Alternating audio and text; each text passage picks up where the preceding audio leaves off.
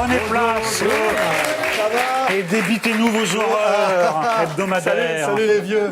Une ZAD, c'est un morceau de terrain pourri où vivent des éleveurs de chèvres qui ne veulent pas payer la taxe d'habitation. Des gens au goût éclectique. Parce que, regardez, quand on tape zadiste dans Google, le premier qui vient, c'est ça, c'est ce monsieur, très bien. Mais très bien de sa personne, mais au goût éclectique, hein, au niveau du style vestimentaire, puisqu'il a des lunettes de piscine, un bonnet péruvien et un pantalon militaire. Donc en gros, c'est un gars qui veut faire une opération commando, mais dans les Andes et en tant comme grenouille. Hein, forcément, les zadistes sont écolos. Hein, quand tu passes tes journées en Bermuda à te toucher la nouille en forêt, ton bilan carbone est le même qu'un ragondin. D'autant que les mecs se lavent pas trop. Hein. D'ailleurs, vous connaissez, Eric, quel est le point commun entre un zadiste et un mec qui se lave pas les cheveux? Ah, je préfère pas. Il se lave pas les cheveux. Le mec est partout, du roux hipster jusqu'à la rousse d'élevage. Les rouquins sont revenus à la mode. Et rien que ça, c'est fort. C'est fort. Non, mais c'est fort. Parce que soyons honnêtes, ça faisait un moment que les roux n'avaient plus la cote. Je dirais à vue de nez depuis 3-4 000 ans. Faut être honnête. Traditionnellement, dans l'ordre des cheveux, les plus prisés, c'était blond brun, auburn, chauve, psoriasis, roux. Hein, donc bravo.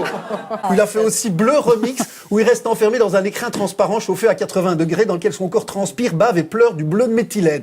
Alors, attention, hein, en tant que Belge, je respecte l'idée de se transformer en schtroumpf, mais j'ai envie de dire, c'est quand même un truc de Suisse de faire ça. Il faut vraiment vivre dans le pays le plus safe du monde pour s'emmerder à faire des trucs pareils. À mon avis, il n'y a pas des masses d'artistes afghans et somaliens qui se disent, tiens, je vais m'enfermer tout nu dans une fosse de sable pour voir si après une semaine, je peux péter du schiste. Vous voyez ce que je veux dire, Eric?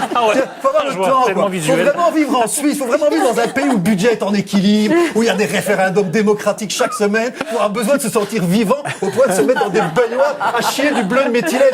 Quand tu vis dans un pays où le seul référendum, c'est pour savoir quel jour on te coupe la tête, ce genre de performance est moins excitante. Moi, j'ai regardé. Qu'est-ce que c'est Burning Man? Eh bien, officiellement, c'est un festival artistique qui se tient chaque année dans le désert du Nevada. Officieusement, c'est le plus grand rassemblement de camés du monde, juste après la rêve partie de Villebon-sur-Yvette et le Tour de France.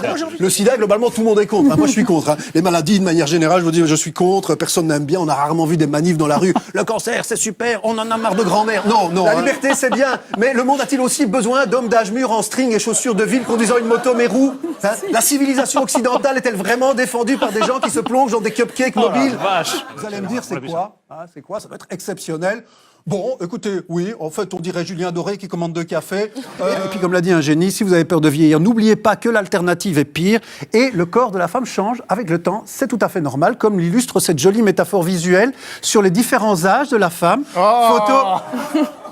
Photo qui nous rappelle qu'avec l'âge, il faut diminuer sa consommation de sucre.